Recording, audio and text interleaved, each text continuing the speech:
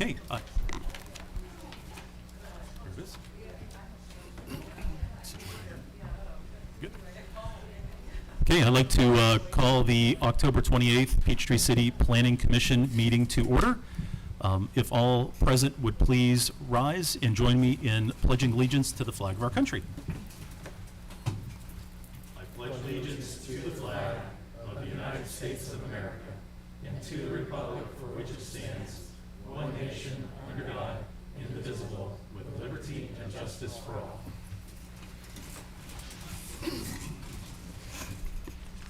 Okay. Staff, any additions or deletions for this evening? I think the only deletion we have is one that was already published. Published? Okay, and that was the building elevations for Magnolia Dental, correct? That's correct. Okay. Any announcements or reports? None this evening. None? Okay. So we're going to move on to approval of the minutes. Minutes from the Planning Commission meeting from October 14th, 2024. Hopefully everyone's had an opportunity to review that. Any comments, questions, corrections to those minutes? No? Okay. With that, I'd like to have a motion to approve the minutes as submitted. Do we have a motion? I'll move to accept the minutes from the prior meeting. Okay. Do we have a second? Second. Okay, we have a motion to approve and a second. All those in favor signify by saying aye. Aye. Aye. Okay, minutes approved as submitted. Okay, we're going to move right along to the public hearing, and this is for the special use permit request for 400 Crosstown Drive. Have to maybe put the microphone. Oh, I think the microphone. It was on and it went off. Sorry about that. Okay, before we go ahead and start, I want to go over the public hearing procedures. When the public hearing is opened, members of the Planning Commission will become hearers. No action on their part is in order until the chairperson declares the hearing complete. The chairperson will allow each side equal opportunity to the floor. Individual members of the public will be given up to 5 minutes to state their case. First, city staff will present the request and provide an assessment of compliance with city code. Next, those supporting the issue will be heard, and that does include the applicant. And then those opposing the issue will be heard. Prior to closing the public hearing input portion of the meeting, city staff and the public will be given the opportunity to ask questions of either or both sides of the issue. When the chairperson is assured that input is complete, the public hearing shall be ended, and the Planning Commission may then debate the issue and render a decision. All speakers from the public are asked to follow these rules. 1, come to the microphone and state your name and neighborhood prior to making remarks. 2, keep remarks under 5 minutes and please do not repeat others' comments. And 3, address all comments to the chairperson. Thank you. And with that, I'd like to turn it over to staff. Good evening. Can we check the mic to see if we can turn up the volume? Dance. Do you guys remember that 90s song? No? Okay.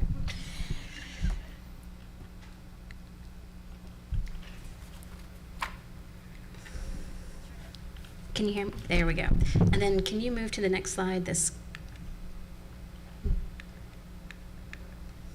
Nope, that's not the right one.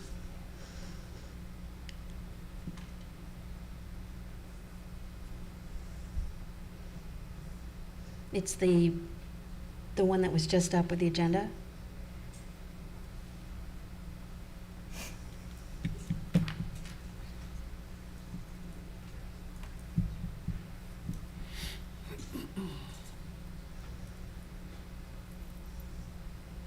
Okay, so while we're getting switched over, a special use permit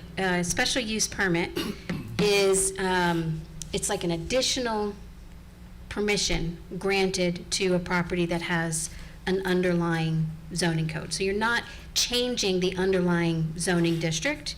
They're just asking for additional permissions. And what they would like to do is take the vacant Kmart building and subdivide it into tenants that are larger than 32,000 square feet. We have a special use, we call it a big box ordinance that requires when a property either builds new or has been vacant for 2 years and wants to reopen with tenants that are 32,000 square feet or larger, they have to go through this special use process. It is treated by the state exactly like a rezoning, but to be clear, we're not changing the underlying zoning code. So just a reminder, most of us are familiar. The property is the Kmart building located on South Peachtree Parkway and Crosstown Drive in the Braylon Shopping Center. And then here's a blow up. There's the building you're looking down on. Here's the parking lot. And they'd like to subdivide it into about 40,000 square foot tenant for a known tenant space called Ace Pickleball, and then the remainder, 47,000 plus, for some future retail, and that still leaves the possibility of the garden center, but because that's not 32,000 square feet, they don't need the permit for that. Because it's not a rezoning, they're not changing things, the zoning district, the review criteria are different than a rezoning criteria. They are listed up there for your reading pleasure. Essentially, because it's, if you're not making sure that what you're proposing is compliant with the comprehensive plan policies, is in character with the adjacent properties, that there's adequate public services like utilities, water, sewer, police, that there's safe vehicular transportation as well as pedestrian, that it meets the intent of the commercial zoning district and any other type of performance standards that may be in the land development ordinance. In this case, it's an existing building. And so since they're not changing they're not adding any square footage, they're not changing the layout of the parking lot, staff is of the opinion that it meets the intended function of the GC category and all of the review criteria. The applicant did provide a traffic study that was included in your packet and showed that future build out of this project would not change the intersections to the extent that they failed, except for intersections that were already failing. So if it's failing today, it will continue to fail in the future, but it will not bump any operating intersections into what we consider a level of service of D or E or below. It will not do that. So with that, meaning that they are providing safe and convenient vehicular operations, staff is of the opinion that the request does meet the review criteria and does not have any recommended conditions of approval should you recommend approval. Okay, thank you. Is the applicant present? If you'd please step up to the microphone, state your name. Good evening, everyone. My name is Kush Patel. I'm with Ace Pickleball, representing the applicant, civil engineer on the project, and we have a presentation prepared, if we can play that. So Ace Pickleball Club is looking to occupy this former Kmart. Like Robin mentioned, it is at the intersection of Crosstown Drive and South Peachtree Parkway, and we'll be occupying about 40,000 square feet of that building existing. Existing pictures and future slides will show what the new signage will look like, but this is a similar exhibit to what she showed earlier, where we have the subdivision of what the buildings were going to look like, and these are just some signs that will replace what the Kmart's monument signs will look like, or wall signs, and this is their typical signage, and this is the project impact. And like Robin mentioned, there should be no negative impact to the public safety, traffic, or anything like that. And generally, it's going to be good for the environment in terms of land development, where we're not developing any land. It's all going to be interior renovations that all meet the future code. And you guys want to join us? Hi, I'm Madison. I am from Ace Pickleball Club, the corporate team. And just a little bit of history about Ace Pickleball Club. So the idea came about in 2020 from our founder, Jay Diedrich, who was the former head of real estate at SkyZone, and he built SkyZone from 5 stores to 200 over the course of 10 years.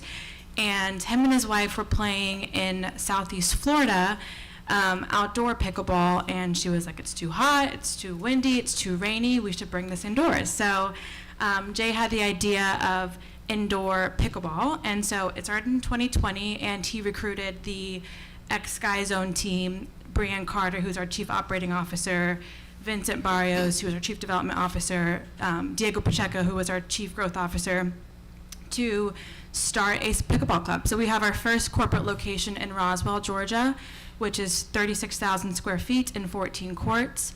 And truly our thesis here at Ace Pickleball Club is just having that third place. So you have your home, you have your work, and then you have the third place where you feel at home and you have that sense of community.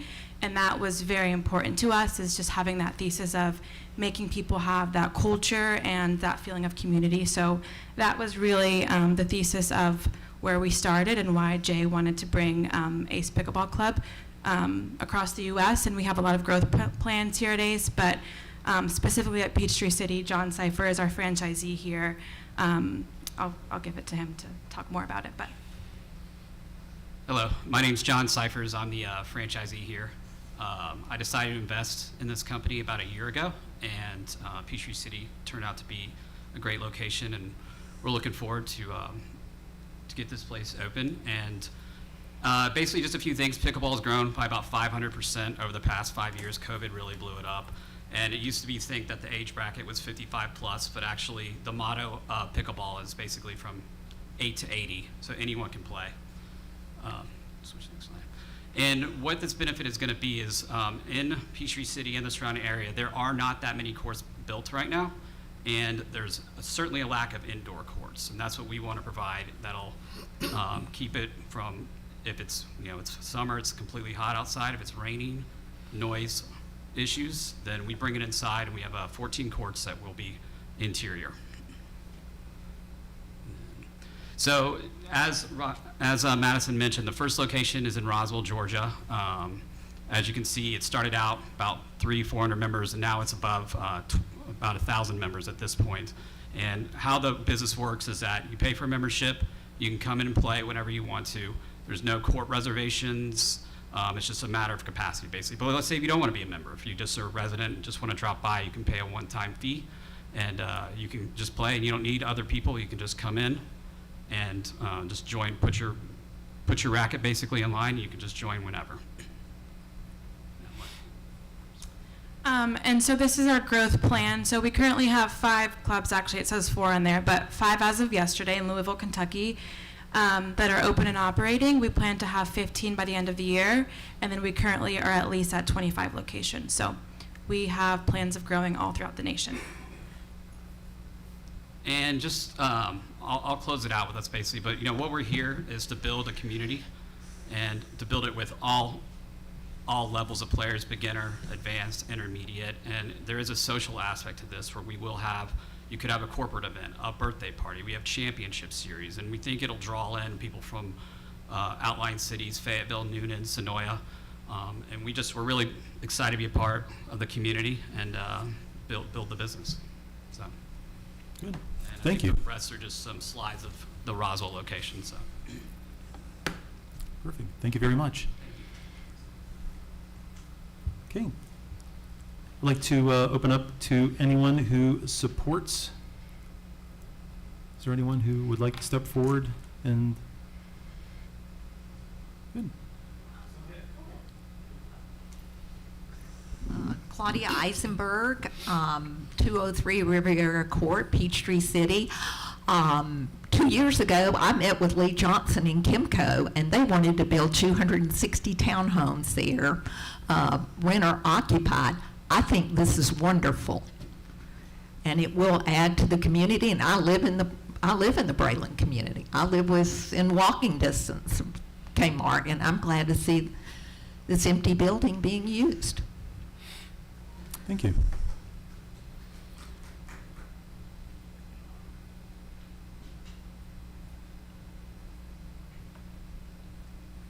Hale, live in Crabapple Woods. I would just like to say I think it's a good idea. The building has been vacant too long. Presentation of what they want to put in there sounds good for the community. I don't play pickleball, but I know it's a growing thing, and what they're planning on doing is not going to hurt. I think it will help. I would like to see Kmart come back, but that's not going to happen. So I think that this is a way to use that facility. I think it would be a good idea. Thank you. Thank you. Anyone else who'd like to speak in favor of the request? No? Okay. Anyone opposing the issue? Please step forward. You have anyone? Okay. Any questions from anyone in the audience to either staff or to the applicant before we close out the public comment period? If you'd please come to the microphone and state your name.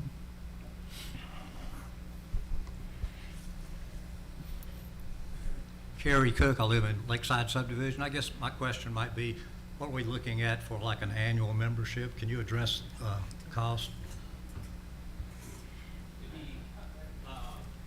Yep. If you would, please.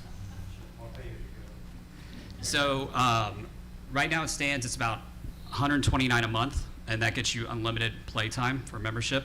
But let's just say you just want to come in and just play twice a month or something like that. The fee we haven't set the exact fee yet, but it's probably going to be around $25. But so you can come in and play, and you can play for an hour or 5 hours at a time, or unlimited time, excuse me. Thank you. Any other questions? Yes. Kevin Brady, Stony Brook. Is this a one-time exemption for this property only? And if that tenant vacates, does it resort back to the whole unit?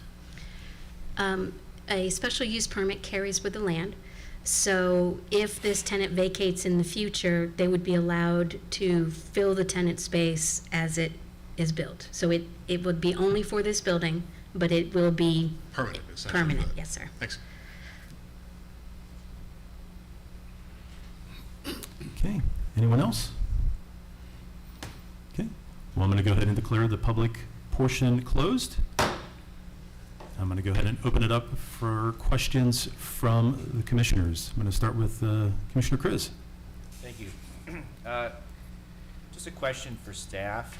Usually the recommendation section in your memo states that, it meets all of the evaluation criteria, and here it states it meets most, if not all, of the evaluation criteria. So I'm wondering what your hesitation was with that language. Oh, I probably didn't mean it to mean that something wasn't being met. No, Okay. yeah. Just wanted to clarify. It wasn't that. meant to slide anything in. Okay. And if we wanted to make this this subdivision applicable only for this use, can we put a condition on our decision? Meaning it can only be for pickleball? Yeah, I guess, or is there a way to limit it so that they have to come back to us if they want to subdivide or utilize it in this subdivision type of way in the future? Subdivided way? So not by use, because they're not asking, while it was nice to know who the tenant is, what the ask is for is not based on the tenant. So if you wanted to make the decision based on the tenant, it's already underlying zoning is there, and so this use is already a permitted use in this zoning district. It's just a subdivision is Right. what we're deciding on It's- today. And honestly, our big box ordinance was written after all of our big boxes were built.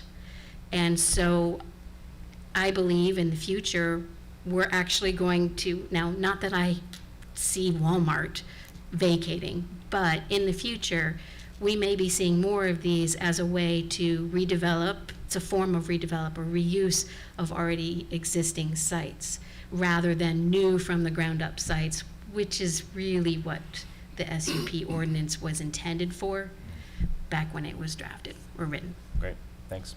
No more questions. Commissioner Hamner? Question for the applicant.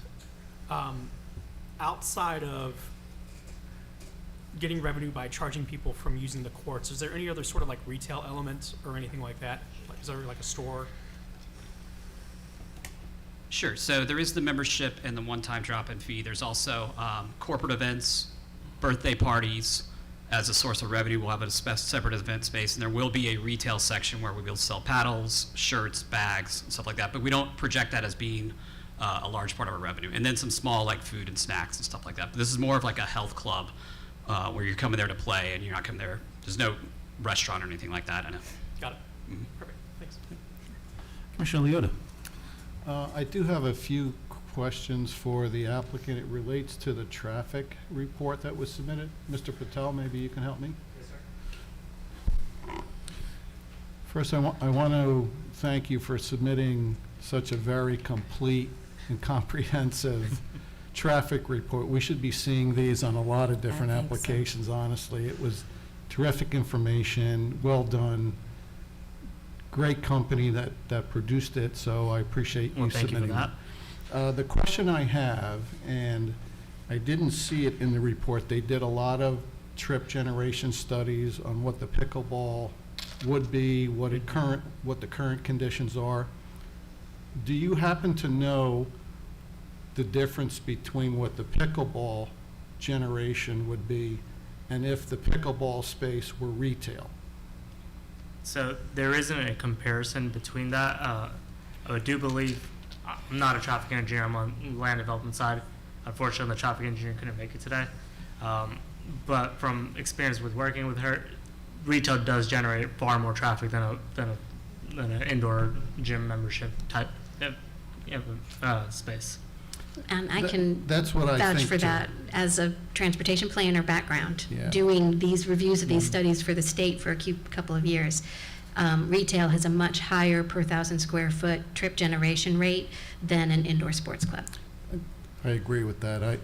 I was just wanted to see how you felt about it as, as the engineer or the rep of the applicant. And I just crunched some numbers based on your traffic report.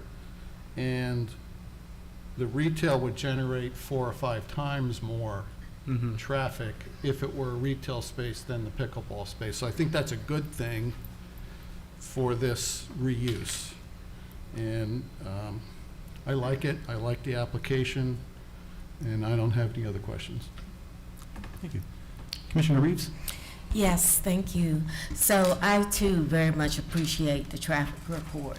I think that's information that we really need on a lot of things. I wholeheartedly concur with that. The only question I had was similar to yours. So other than that, I have no questions. I think it's a great use of that space. Okay, thank you. Commissioner Haynes? All the other commissioners, and you asked the questions I had. As a kid, I used to ride my bike to the Kmart and get slushies, but I'm excited to see this building no longer be vacant for our community. Okay. I'm going to go ahead back to you for comments. No further comments? Okay. Commissioner No Reeves? further comments. Commissioner Leota? I think it's a good reuse of this space that's been vacant for a long time, and I'd like to see it happen quickly. Commissioner Hamner? I echo Commissioner Leota's comments about this being a good use of the space. Also, the comment you made about the third space as well, I think is really important. It's always great to have just more places to go where people can hang out within the city, not always Lime Creek, even though it's a great spot. But no, I think it's a very welcome addition to the city. Okay. Commissioner Chris? Yeah, I agree. I fully support this subdivision. Excited to see some development in this area of town that's been probably underdeveloped for some time. Very excited to see what happens to the retail space next door once this becomes popular. So wholeheartedly support this. Thank you. And basically, just echoing, I'm really happy to see the redevelopment. I've kind of awaited patiently, wondering what was eventually going to become of the property.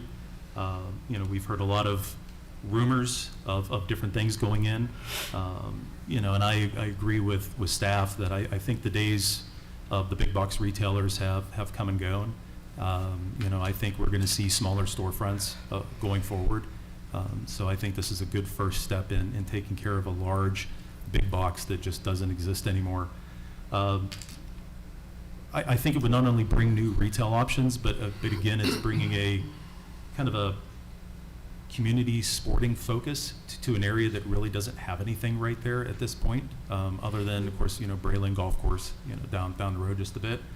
And I think since the usage is very similar, aside from the pickleball, I don't have really any concerns from a traffic standpoint. In fact, I expect it, of course, is shown to be less than what it would have been if it would have been 2 retail locations or just 1 large retail location. So I'm fully in favor of the redevelopment of the building. So if there's nothing else, would like to go ahead and see if we can get a motion for recommendation. Do we have one? I'll make a motion to approve the special use permit request for 400 Crosstown Drive. So that would be a Recommended, yes, sir. recommendation Recommended. for, right, okay, so do Recommend. we have a second? Second. Okay, so we have a motion for recommendation of approval and a second. Any questions or comments from the commissioners? None? Okay, then all those in favor signify by saying aye. Aye. All opposed? Okay, thank you very much. Recommendation has been approved. Okay, old agenda item. Before we get started, do have a couple comments that I need to read. First and foremost, we had a very good discussion when we had this open up in the public hearing. We had a lot of great comments from concerned citizens. We had a really good presentation from the applicant. And out of that, we had a off-site meeting from the applicant to the citizens to provide them with some additional information. But I do want to say that we will not be reopening the public comment period. That public comment period was closed as part of the public hearing. This was tabled for the commissioners to go ahead and then have our discussion. So we will not be taking any additional public comment at this time. Everything that we have will be reserved for the commissioners. Reopening public comment is basically akin to going back and restarting a public hearing, quite frankly. I know some of you are probably disappointed that you won't, at least at this meeting, be able to have your voices heard. But please understand that you will be able to have that done at the city council meeting, and that is, Robin? November 21st. November 21st. So please, if you have, the same concerns, new concerns, or anything, please attend the city council meeting at that point in time. And always remember that the planning commission, when it comes to public hearings, we only make recommendations, and that's what you just saw with the special use permit. It is city council that makes the final decision. And they can, or they can take our recommendation, or they can make their own decisions and go away from the recommendation of the planning commission. That's upon city council. We as commissioners, we truly value all of your input. We are not experts in everything. We all have our different backgrounds as all of you, so it's important for your comments and your concerns and everything. But I just wanted to stress the reason why we're not going to reopen the actual public comment period of this. We are going to have an update from staff, and then we are going to move into commissioners' questions to either staff or the applicant. And at that point in time, I think we'll get some additional information, possibly from both, or definitely from one. So with that, Robin, I'm going to go ahead and turn it over to staff. Yeah, I'm going to be very brief. Just a reminder to everyone what the request is. The property is a 38-acre tract that is already zoned GC. They are asking to carve off 14.6 acres and rezone it to GR, which, as a zoning district, allows up to 12 dwelling units per acre maximum, which in this case would be 175 units. And this shows the site plan. So this is the current Crown Plaza. They are not affecting the current Crown Plaza, and they are proposing this development located here. Since you just did a good summary of what we have been through Just a brief reminder, we did hold the public hearing on September 23rd, and it was closed. The applicant did request to continue the item, which basically means table the item until tonight, so that they could hold a public information meeting, which we may hear more about.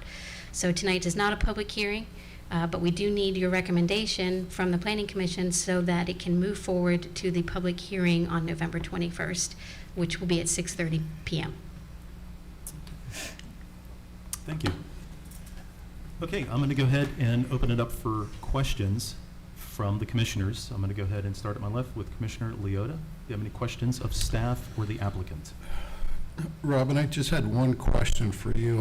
I had asked at the last meeting whether we could get some input Yes. from the fire Yes, department we did. with respect to this layout and any difficulties they would see in fighting a fire at a complex like this. And we did get those, and I did get them in email, and I'm sorry I didn't print them out. I will get you the verbatim answer from them. They did a call analysis of this compared to Hearthside, which is a similar project. It has fewer units, and so they did a pro rata share and generated some basic call information and determined that the call rate will not significantly impact their current level of service in both cases. Okay, so they're not concerned relative to level of service. My question was also related to this particular layout and how it's an interior, you know. Oh, yes. Well, they'll have to meet all of the fire marshal and fire access codes. Okay. And that will be done, reviewed at all stages of the development process. Okay, so at this point, they did not provide any comment on the layout No, sir. or any They didn't issues have, that they saw? they didn't share any concerns about the layout. Okay. That's it for my questions right now. Commissioner Reeves, any questions? Yes, I had a question or two for the applicant. Yeah. The applicant's rep, please. Thank you. You could please give your name again. Yeah, I'm Connie Engel. I've seen you all. Thank you so much for letting us come back again. Hi, Connie. So I'm here with the rest of my team, so between all of us, we'll be able to answer your questions. Okay, very good. Well, I'm very curious to know what did happen at the meeting, what the participation was like, and the major focus of the questions that you received. Yeah. So we had a meeting on October 16th, which I think was 2 weeks ago, Wednesday. And we had it at the conference center, which was perfect because it was right on the same property. We had a nice group show up. We had laid out a bunch of boards, including these two that you're looking at, that also included some design of things that are of importance to people that are going to want to live there. Fitness centers, the welcome centers, the place where you can meet the community areas.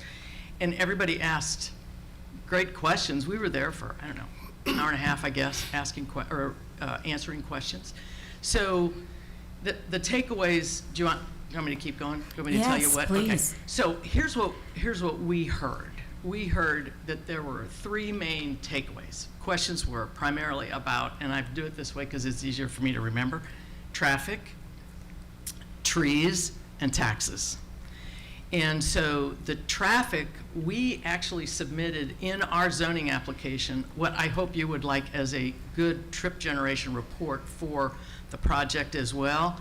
And it's in there, and we've got that with us in case you want to talk to us more about the traffic. We even had another subsequent meeting with our traffic engineer last week to just kind of talk it through and tell them about because we were listening. That whole thing on the 16th at the conference center was to just listen to everybody that had wanted to see more information, because I think that's what came up at the September 23rd discussion was, well, we want to see more, we want to know more. And that was what we did. So they asked us about the traffic. We talked about it. And again, and I was back at the traffic engineer. He said, it's so inconsequential, the numbers of people, because these are all people that are going to be over 62. Average age in most independent living facilities is 82, 83. And so did I say 62? Yeah, 62 is what we're going to set as our floor. Everybody has to be over 62 to come in. And so they just don't leave, you know, there's not that, they're retired, they can pick and choose when they want to come. It's kind of nice that way.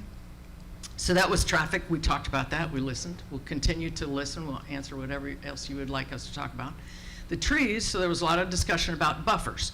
So there were folks that lived behind off of Wisdom Drive, and they were asking some questions about what kind of buffers are we going to put up there.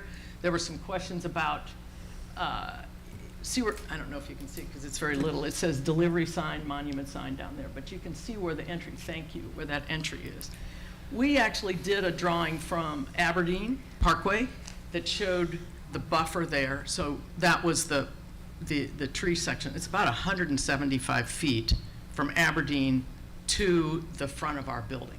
So we have a picture, we can show that later. But, and that was, so again, a part of the buffer question. The whole thing that we're trying to provide here is a beautiful option for people to move in that are ready to leave a home and pocket the equity, put that money to use, and have a really nice place to live. So it's got to be beautiful. And that's what we want to do. We are open to, you know, we're going to have landscaping, flowers. It's going to be beautiful. And Bob Patel from the conference center wouldn't let us do anything otherwise, because it's going to be a joint, kind of a joint use between the two of us, and we see it as a real nice symbiotic relationship. And then the last T was taxes.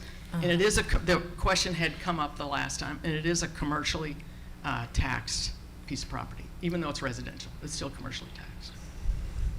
So all in all, in our minds, we thought it was a really good meeting.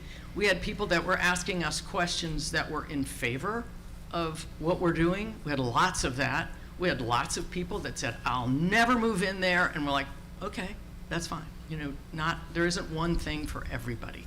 There are different things. So we just felt really good about it. I think the one thing that got a lot of attention that day was the fitness program that we're working with KSU, Kennesaw State University. And those folks are going to come and they're going to actually provide fitness training and workouts and programs for the people that move in. And we think that's a really good idea. When you get into your 60s and 70s, your doctors tell you, well, here, take this pill, and oh, by the way, go exercise.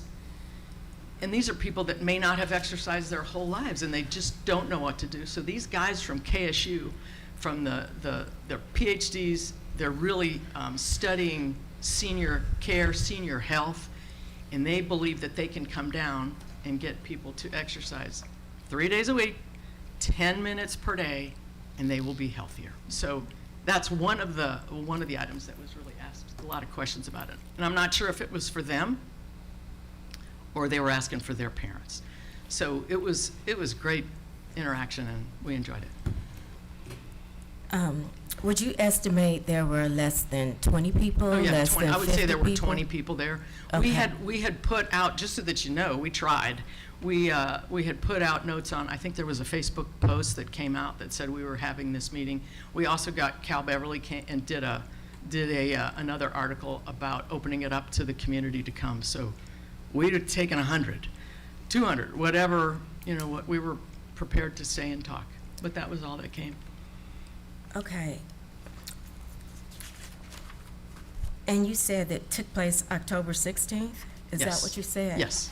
And you were in front of us with this in September 23rd, I think. Okay. Thank you very much. Yeah.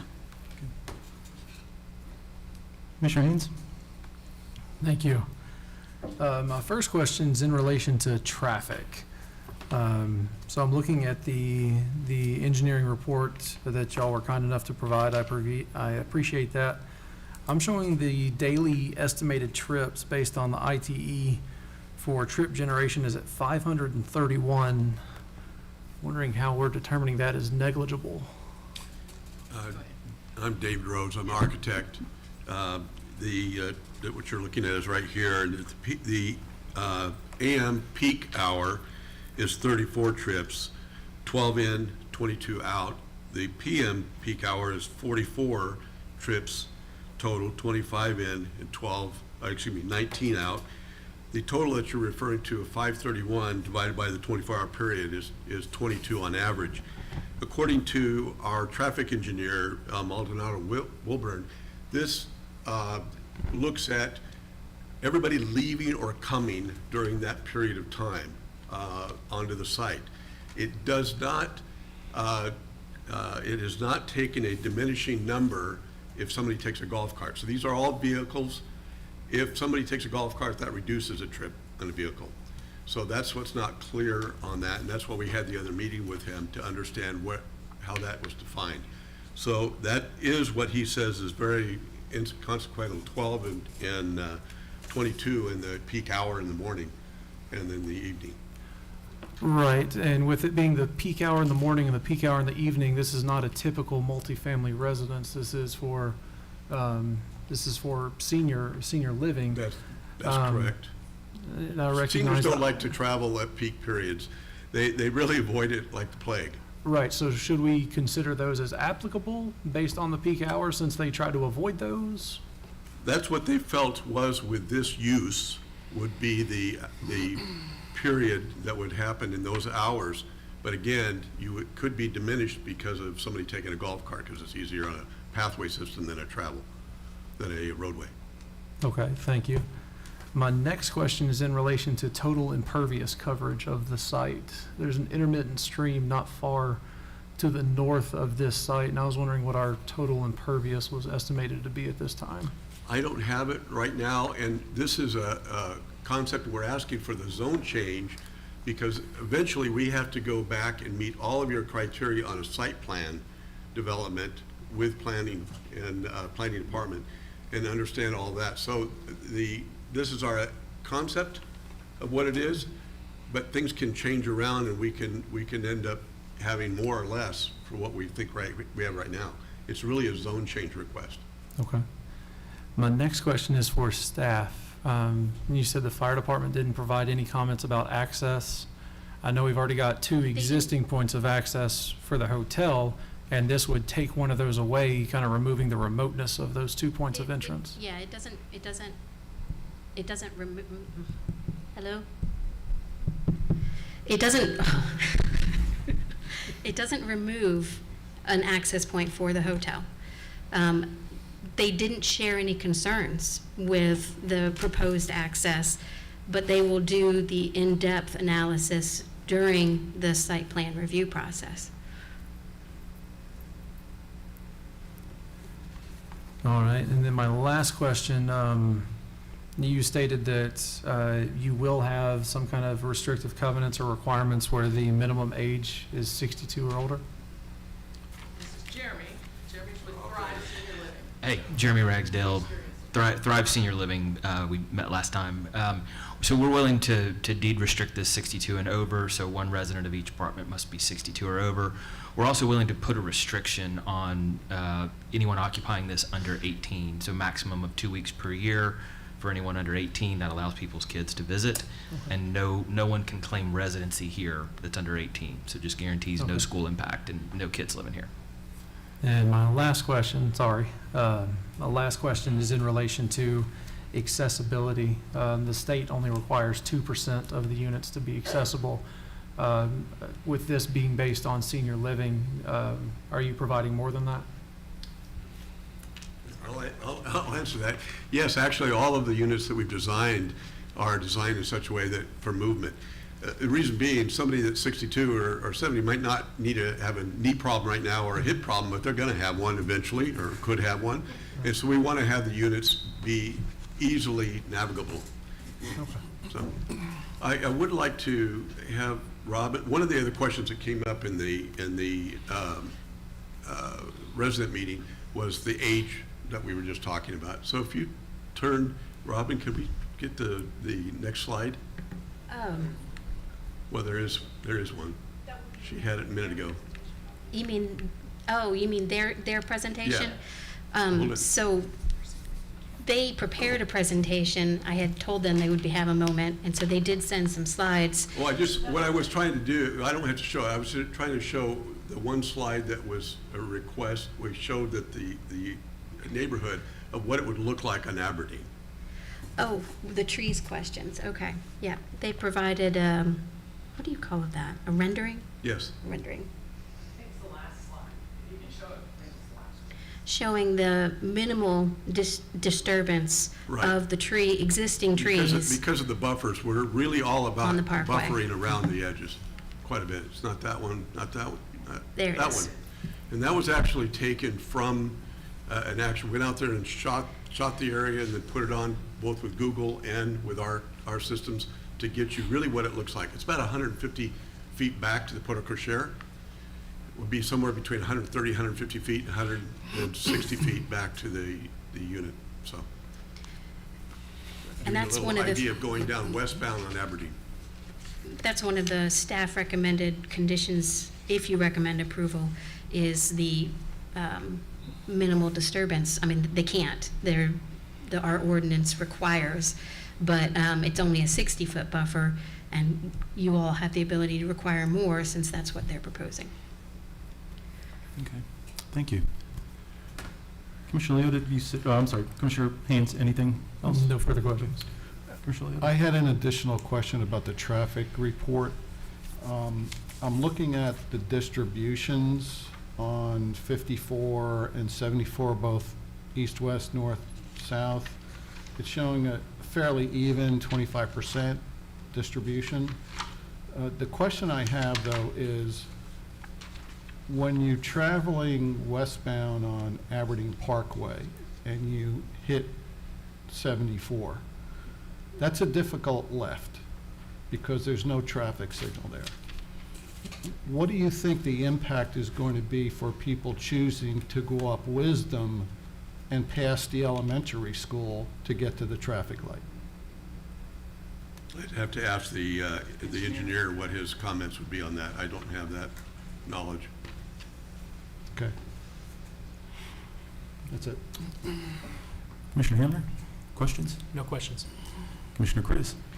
I'd just like to ask a question of the applicant, just to confirm my understanding. It looks like nothing has changed in this proposal except for the willingness to restrict age for the property. Is that correct?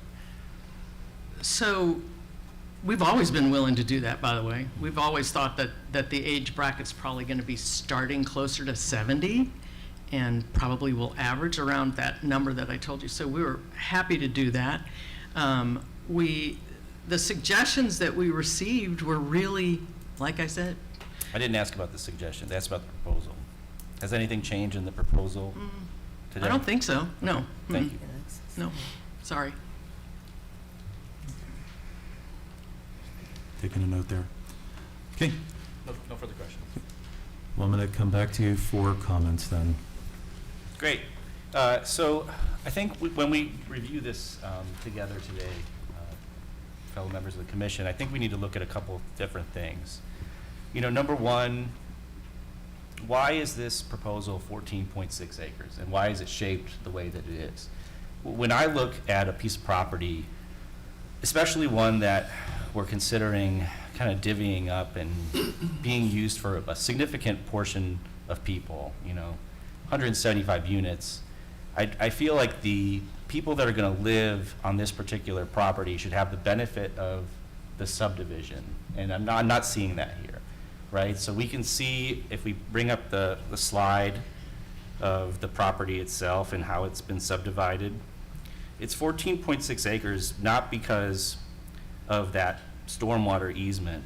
It's 14.6 acres, and very oddly shaped, in my opinion, because they want to get as many units as they possibly can into this particular area. A stormwater easement does not need to be that big to get to that pond.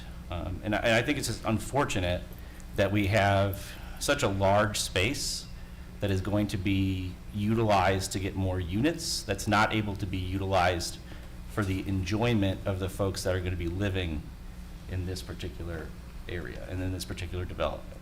So I just think that this is wedged in. I don't think that it's fit into the area and doesn't really fit into the the character of the community that's there, and 175 is large, in my opinion. I agree with Commissioner Haynes that I don't think that 531 daily trips is negligible. I think that's quite significant for this area of the city. I also worry, as Commissioner Leota said, about the traffic that's going to go westbound towards 74 and what kind of impact this significant complex is going to have for that intersection and for the folks traveling up and down 74 just generally.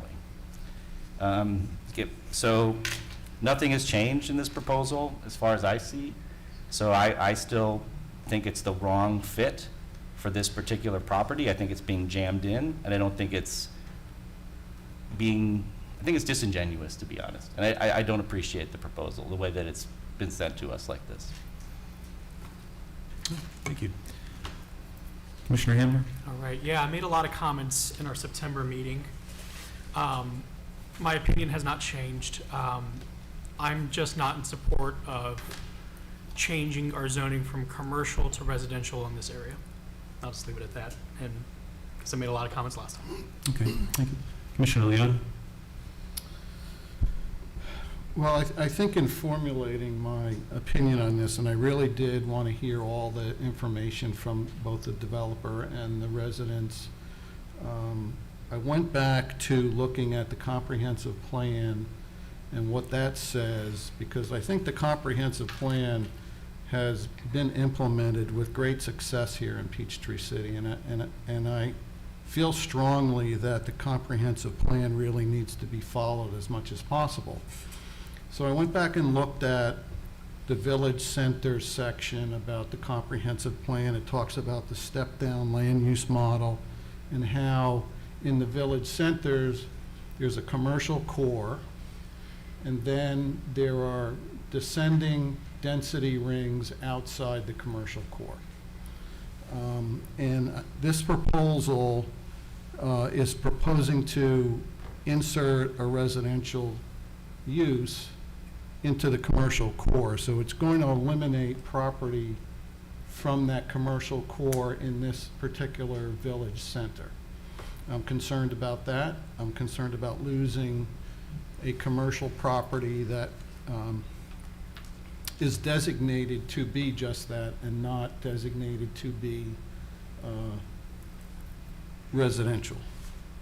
And then I looked at the 6 different evaluation criteria that Robin put in her memo, and I tried to answer some of those questions for myself. So the first one is whether the zoning proposal is in conformity with policy and intent of the land use plan. In comparing it to the comp plan, I don't believe this proposal is consistent with the core concept that is described in the step-down model. The second one is whether the zoning proposal will permit a use that is suitable in view of the use and development of adjacent and nearby property. I believe this is in conflict with the comprehensive plan and could potentially have adverse impacts to some of the adjacent properties, because when you look at the zoning, it says don't insert commercial into residential and vice versa, because there will be adverse impacts. Item 4, whether the property to be affected by the zoning proposal has a reasonable economic use as currently zoned. Well, it certainly is being used as the Crown Plaza, and they provided some information that they had received some offers to develop this property for some other commercial use, so I don't think there's an issue that there's no utility of this property. It certainly appears that there is a viable use as zoned. Whether the zoning proposal will result in a use which will or could cause an excessive or burdensome use on existing streets, transportation facilities, utilities, or schools. I'm concerned about the extra traffic possibly going out to the traffic light on Wisdom, passing the elementary school in that area. And lastly, whether there are other existing or changing conditions affecting the use and development of the property which give supportive grounds for either approval or disapproval of the zoning proposal. And again, I fell back on the existing comprehensive plan does not comprehend this use in this particular location. So I know the comprehensive plan says we should be looking for opportunities for senior housing. However, I just don't think this is the right place. That's Thank you, Commissioner. Commissioner Reeves, comments? Yes, thank you. I concur. I haven't heard anything tonight that would make me think or change my thoughts from last time we heard this. There's nothing different in the proposal, and my thoughts are generally still the same. We have a comprehensive plan. Our comprehensive plan, the future land use map said it was going to be commercial. I do understand it does say we can do general commercial in that area. However, just because it says we can do that, I don't think this is the right use of that particular property, mainly because I believe we have a serious traffic problem in Peachtree City. And I think this will exacerbate that. And so I agree, I don't think it's a good proposal for this location. I think there's far too many units there. And I understand what the traffic study is saying, but I also understand there's certain assumptions that's made. You know, I don't really know whether or not we can generally conclude that most of these people won't have vehicles and won't be traveling. I know what the study says, but I think it's just a traffic nightmare, and I'm not in favor of it. Thank you, Commissioner. Commissioner Haynes? I've got to agree with my commissioners up here. I think one of the biggest points is, we've got it up there on the screen, is 12 units per acre, but that's 12 units per acre given the total size of 14.6, not the actual usable acreage that these buildings are shown on. So the density, if you were to remove just that conveyance to the pond for stormwater, is going to be much higher. And again, in addition to the traffic and the ambiguity of the provided reports, there's a lot of should be minimal and far below those traditional apartments. I can't bet the future of our community on should be, considering the traffic we already have existing. And I think that's the end of my comments. Thank you. So I'd like first off to say I appreciate the applicant taking time to have the open forum with the citizens. Not only the citizens who live in the area, but also those citizens throughout Peachtree City that might have either positive or negative things to say about the proposed development. Unfortunately, I was unable to attend. I really wanted to. I had another commitment that evening that I wasn't able to break free of. But one of the things that I see in a development such as this is getting out ahead of things like that right from the very beginning and having those discussions with the people in the area. I think we've seen it time and time again where we've gone back and said or asked, have you talked to the neighbors? And more so than not, the answer is no. And I think that's very important. However this turns out, that those discussions happen right from the very beginning, because that could definitely sway or steer decisions as they go forward with any proposed development. Personally, I think we need some additional options in the city for older residents who no longer or are no longer able to either own their own home or able to maintain it. I think these residents, they're your neighbors, they're your friends, they're your relatives, and quite frankly, they may be you in the near future.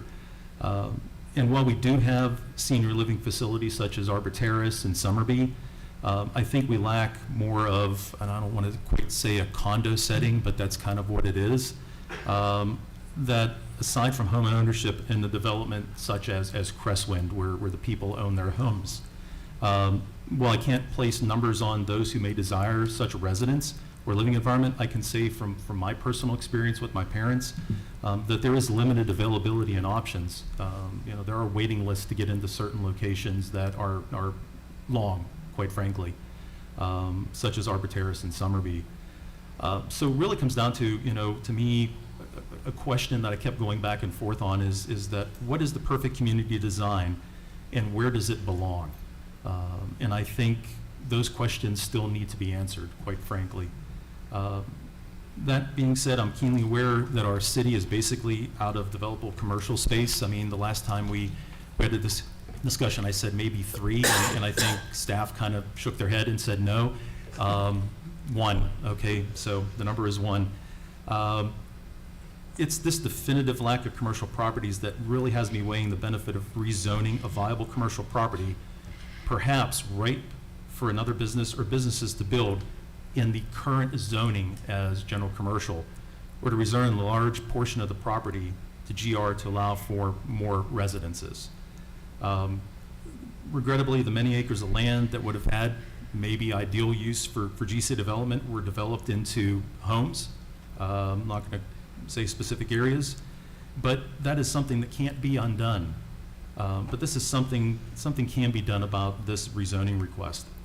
Therefore, while I do feel that there's a need for additional senior living options, I cannot in good conscience recommend for approval of a quickly depleting commercial property from GC to GR, since once it is gone, it will never come back. Now, for those, just want to kind of say this, now for those hoping that if the rezoning is recommended for denial or is eventually denied by council, that the property will remain a wooded green space. Please understand that it is Mr. Patel and his business the right to develop the property into any of the GC permitted uses. And just a few of those uses include automotive car wash, maintenance or rental facilities, convenience or department stores, drive-in restaurants, restaurants or lounges, corporate office buildings or other public professional offices, health centers, medical offices, amusement centers, health clubs, hotel, motel, or even a post-secondary school. Those are all permitted uses under the GC. So please understand that this isn't to scare anyone as to what future development may look like in that area if it is developed, but just to make you very knowledgeable as to what is permitted under the current GC zoning designation. So that's basically everything that I have to say. So I'd like to go ahead and ask for a motion of recommendation for either approval or denial. Do we have one? Mr. Chairman, I motion that we do not recommend rezoning, the rezoning request for the portion of 201 Aberdeen Parkway from GC to GR. Okay. So we have a motion to not recommend rezoning. Recommend disapproval. Sorry, Recommend disapproval. recommend disapproval. Thank you. Second. And we have a second. Any discussion on the motion? Take a vote. Okay. Therefore, all those in favor of recommending disapproval of the rezoning request, please signify by saying aye. Aye. Aye. All opposed? Okay. Rezoning request recommended for disapproval. for disapproval. I want to make sure we have that correct. Thank you. Thank you, Robin. Okay. Thank you.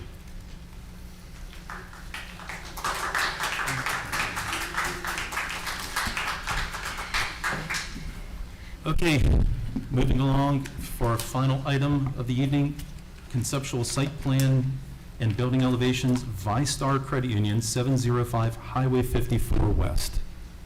Turn it over to staff. All right, so is this on, I guess?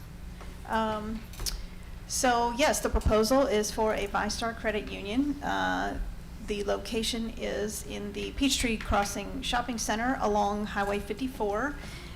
It will replace the former BB&T Bank.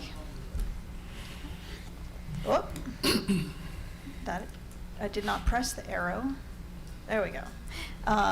Location right here, zoned GC General Commercial, so it does permit the bank use. Here again, you see it in the aerial photograph. This is the Fresh Market back here. This is a Wells Fargo Bank and Chick-fil-A right next door. First, we'll look at the site plan. The lot is 1.1 acres. The proposal is to demolish the existing building and build a new 2,800 square foot building with 24 parking spaces.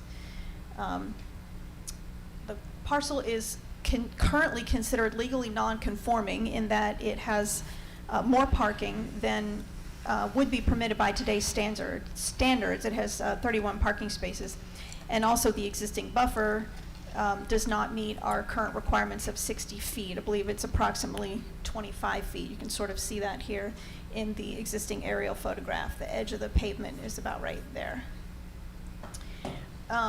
Due to the proposed complete redevelopment of the property, they will have to come into compliance with those current development standards.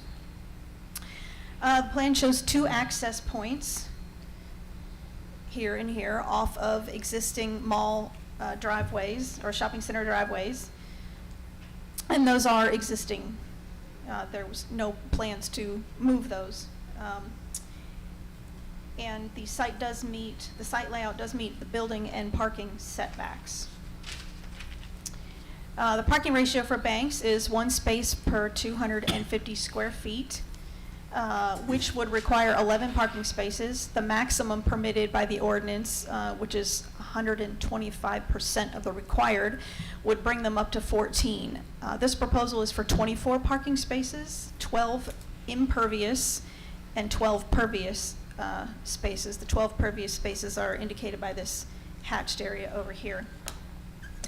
The City Council approved this increase in parking over the permitted with a variance at their August 15th meeting. 60-foot landscape buffer is proposed, which satisfies that requirement. This property line here and all this is the 60-foot buffer. All right, so there's the site plan. We'll take a look at the elevations before you ask any questions. So being situated along the major thoroughfare of Highway 54, the building elevation review is triggered. And so here we have a proposed rendering. This would be the front of the building and the proposed materials.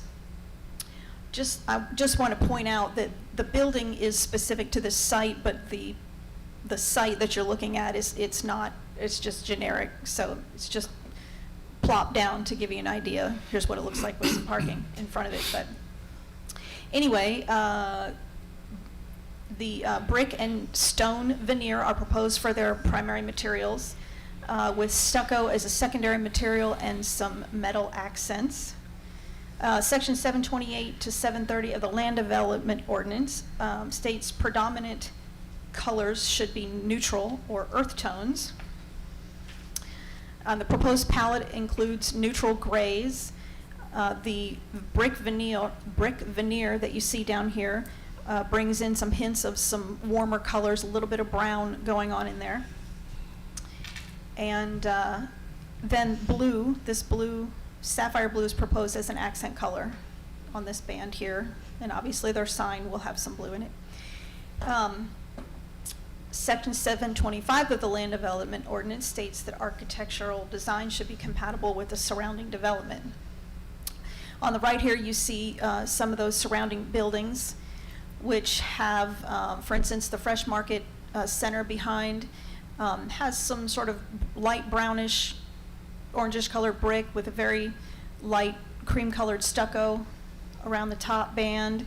The Wells Fargo, which is to its left if you're on 54, is all stucco, cream, sort of 2 different cream colors there. And then the Chick-fil-A to the right, a little bit darker brick color, and then this is also a cream color brick around the top.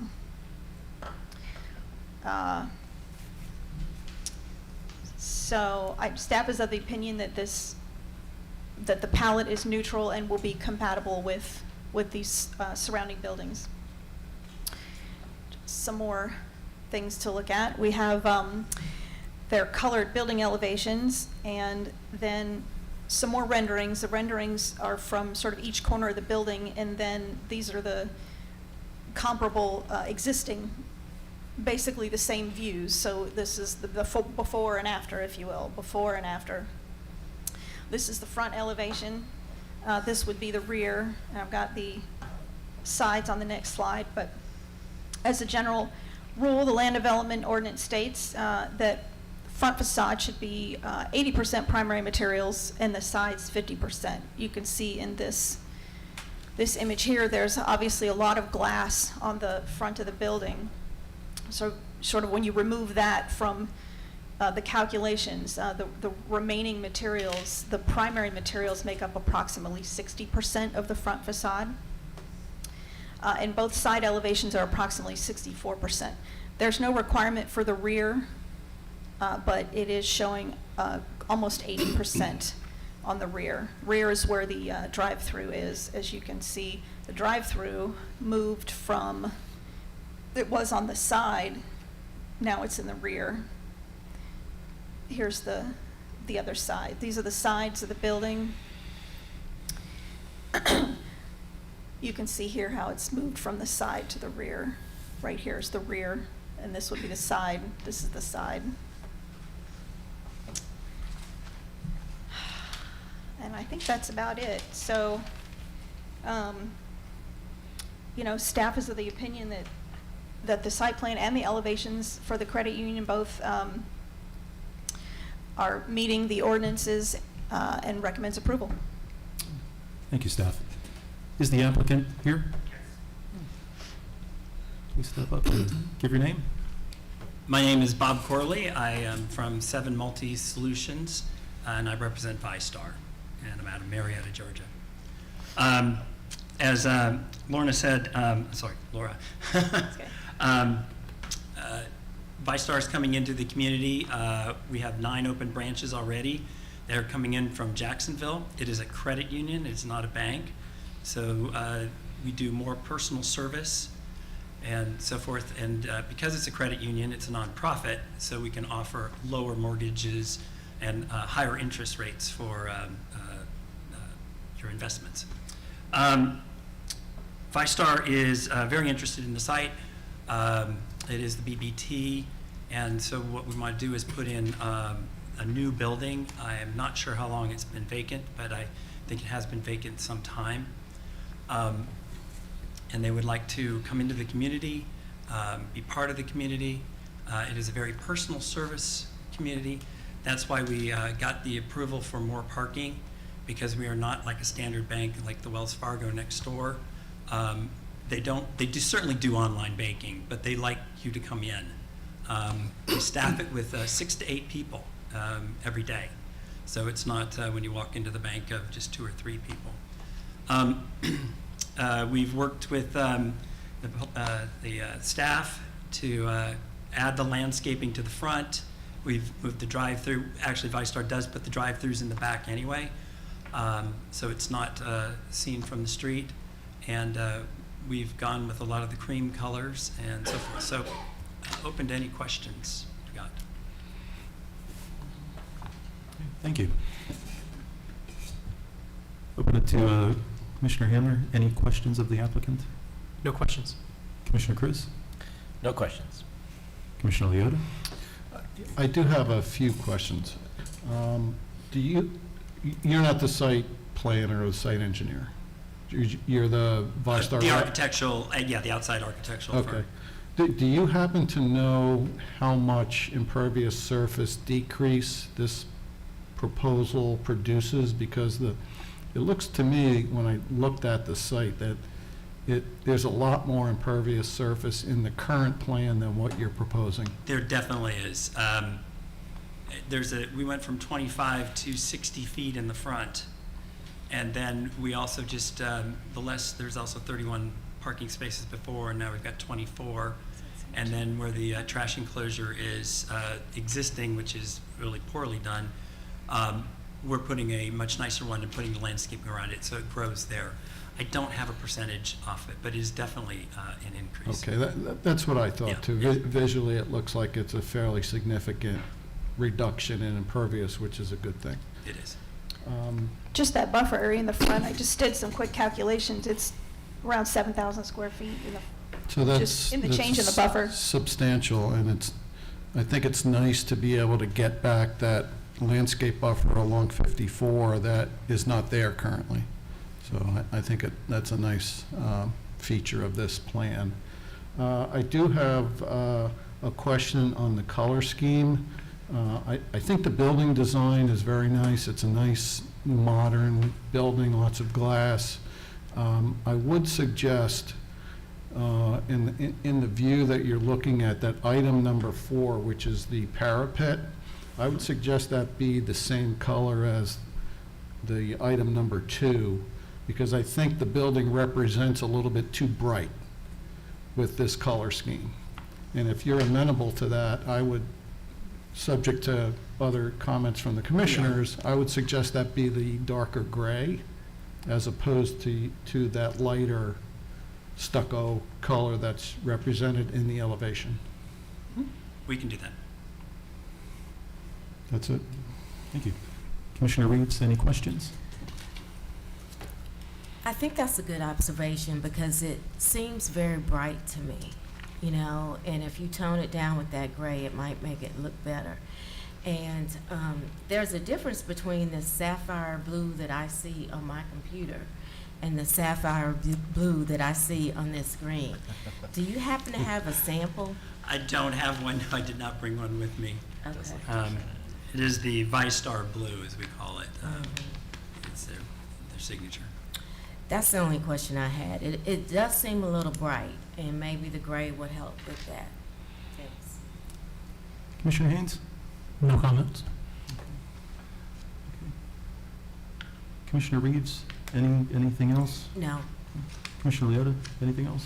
No other comments. Okay. Commissioner Hamner? I think this is going to be a really great redevelopment of the area. You know, this is always things I know that the city loves to see, taking an older property and making it significantly better. So thank you for coming in and doing this. This is going to look really good. Thank you. Commissioner Chris? Yeah, I agree. I think this is a great redevelopment project as well. I also agree with Commissioner Leota's statement about the white versus the gray, so I'm on board with that. In my only comment is, well, first off, it's nice to see it redeveloped. That building has been sitting there for a number of years, so it's nice to see something going in. I was curious if it would be another bank going into the existing property and just renovating it. It is another bank, but it's a new building, which is nice to see also. And the only other thing is, yeah, I do agree with Commissioner Leota. It'd be nice to see the darker, that LE gray on the top, just to go ahead and bring a little bit more warmth to the building. I think would really set it off nice. So, okay, nothing else to add. Do we have a motion from the commissioners? I'll move to approve the conceptual site plan and building elevations for ViStar Credit Union, 705 Highway 54 West, based on the discussion we had just now. Okay, so we have a motion to approve. Second. So we have a motion to approve and second. Any other questions or comments? No? Okay, all those in favor of approval signify by saying aye. Aye. All opposed? Okay, it is approved. Thank you. Thanks. Okay, now I know we have, before we before we get to that point, workshop. Do we have anything else on the workshop? Commissioner Hamner? Nope. Nope? Okay, good. What is the date that you're going forward, though, with that again? November 21st. November 21st, correct. Yeah. And again, you know, if anybody else on the commission is open to participating in the presentation, we're definitely take volunteers for it. And of course, even if you don't present, you know, it'd be great if you could attend the meeting, either in person or virtually. Most definitely. Will do. And What time is that meeting at? Do we know, Robin? It's their second meeting, so it'll be at 6:30 p.m. And I know Commissioner Hamner and I have already touched on, you know, we're going to get together and go through the presentation and make And sure we're good. practice. Yeah, practice. So we want to make sure that everything is well-oiled going in front of council, so. Okay, the only other thing, and I know we touched on it prior to opening the meeting, is our November meeting or meetings, and it sounds like we will have 2 meetings, but That's they will right. not be. No, we only need one. Oh, we only need one? Okay, I thought we touched on 2. Okay. Yeah, we went from 2 to 1. Okay. The 11th, the city is closed because Mhm. it's Veterans Day. And then we normally have it scheduled for the 25th, but that is Thanksgiving weekend, or, Thanksgiving week, and lots of schools are out, et cetera. And so we do have items, and so we had discussed possibly canceling the 25th, but calling a special called meeting the week before on the 18th. So basically, we went from 2 bookends, and we're going to 1 in the middle. So let me ask if all the commissioners would be able to check their calendars for availability on the 18th of November. I can do the 18th. I'm okay with that. Okay, I'm good. Commissioner Himner? No, it's my son's birthday, but, Understand. yes. Commissioner Yeah, Chris? no, that's a great date for me. Okay, so we have a quorum, so we're fine. So we need to, Just, you don't actually have to have the Do we need motion to do because anything? you're the chair, you Okay. can decide that. But we will distribute that information through our public outreach folks and let Okay. everybody know and post it as Okay. normal. so perfect. So unless anything changes, as of right now, the November meeting will be on the 18th at 6:30. So thank you all for adjusting your schedules accordingly. So, okay, anything else from the commissioners? Just for planning purposes, the only meeting that we have in December will be on the 9th, is that correct? Unless you wanted to do a Christmas, no, yeah. Get cozy on Christmas Eve.